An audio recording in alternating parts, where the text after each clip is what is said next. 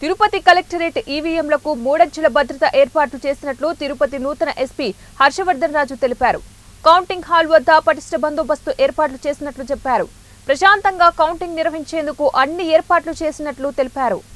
ఈ counting hall బందోబస్తు arrangements అవన్నీ కూడా సార్ ఆల్రెడీ డీటెయిల్డ్గా ఎక్స్ప్లెయిన్ చేశారు. సో 3 టైర్ బందోబస్తు ఉంటుంది.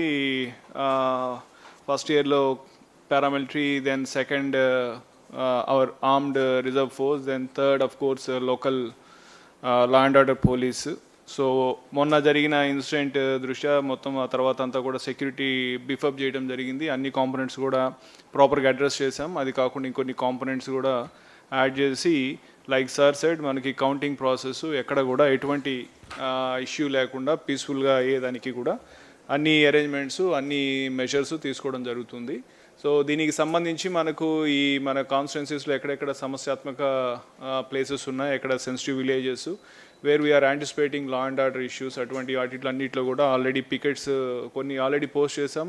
ఇంకొంత ఎక్స్ట్రా ఫోర్స్ వస్తే మేబీ నెక్స్ట్ 2 డేస్లో కూడా దాదాపు 60 పాయింట్స్ ఐడెంటిఫై చేస్తాం. 60 పాయింట్స్లో కూడా పికెట్స్ పోస్ట్ చేసి ఈ లా అండ్ ఆర్డర్ ఇష్యూస్ ఏమీ అరైజ్ కాకుండా ఉండే విధంగా మెజర్స్ తీసుకుంటాం. అట్లాగే అందరితో కూడా కొంత అవేర్నెస్ కూడా క్రియేట్ చేసి ఎవరు కూడా ఆ రోజు ఎటువంటి ఇన్సిడెంట్స్లో ఇన్వాల్వ్ కాకుండా ఉండే విధంగా మెజర్స్ తీసుకోవడం. అట్లాగే ఎవరైతే ట్రబుల్సమ్ ఫెలోస్ ఉన్నారో వాళ్ళందరినీ ఐడెంటిఫై చేసి ఆ రోజు ముందుగానే వాళ్ళకి కౌన్సిల్ చేయడం, అట్లాగే ఆ రోజు అవసరమైతే వాళ్ళని స్టేషన్లో పెట్టడమా లేకపోతే హౌస్ అరెస్ట్ చేయడమా చేసి ఎటువంటి ఇష్యూ అరైజ్ కాకుండా ఉండే విధంగా అన్ని మెజర్స్ తీసుకుంటాం. సో మనకు ఈ పారామిలిటరీ దానికి సంబంధించి we are getting two more companies. Already నిన్న ఒకటి సిఆర్పిఎఫ్ కాంపోనెంట్ ఒకటి వచ్చింది కంపెనీ, ఈరోజు కూడా ఒక సిఏఎస్ఎఫ్ కంపెనీ వస్తుంది. దాంతో మనం నెక్స్ట్ కమింగ్ డేస్లో ఈ ఫ్లాగ్ మార్చెస్ కూడా ఆర్గనైజ్ చేస్తాం. ఎక్కడెక్కడ మనకు ట్రబుల్సమ్ కాన్స్టిట్యున్సీస్ ఉన్నాయో అక్కడ ఫ్లాగ్ మార్చెస్ అన్నీ కూడా ఆర్గనైజ్ చేస్తాము. పబ్లిక్లో కాన్ఫిడెన్స్ కానీ with respect to law and order this thing చేసే విధంగా అన్నీ చేయడం జరుగుతుంది. ఇప్పుడు సార్ చెప్పినట్లు గంగమ్మ జాతర ఎక్కడెక్కడైతే మనకు ఆల్రెడీ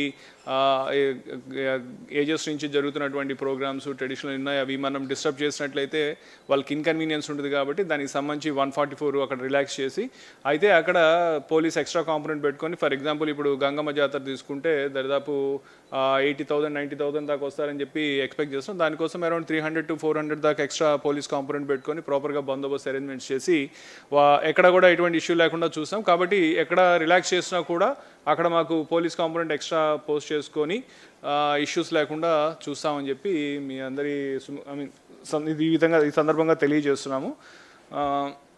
తర్వాత పోతే ఆ రోజు మనకు కౌంటింగ్ డే రోజు కూడా మీ తరపున అందరికీ ప్రజాప్రతినిధులందరికీ కూడా మనం విజ్ఞప్తి చేసేది ఏమంటే, ఆ రోజు కౌంటింగ్ అయిన తర్వాత ఎటువంటి ర్యాలీస్ ఆర్గనైజ్ చేయటం కానీ విజయోత్సవ ర్యాలీలను లేకపోతే ఇంకోటో చేయడానికి లేదు. దానికి సంబంధించి కలెక్టర్ సారు మేము మళ్ళీ వాళ్ళకి అందరికీ కూడా చెప్పడం జరుగుతుంది. సో ఆ రోజు ఖచ్చితంగా పోలీస్ తోటి మన సివిల్ అడ్మినిస్ట్రేషన్ తోటి వాళ్ళు సహకరించి ఎటువంటి విజయోత్సవ ర్యాలీలు కానీ చేయకూడదు. దానికి ఎటువంటి ఏర్పాట్లు చేయాలో అవి చేస్తాము.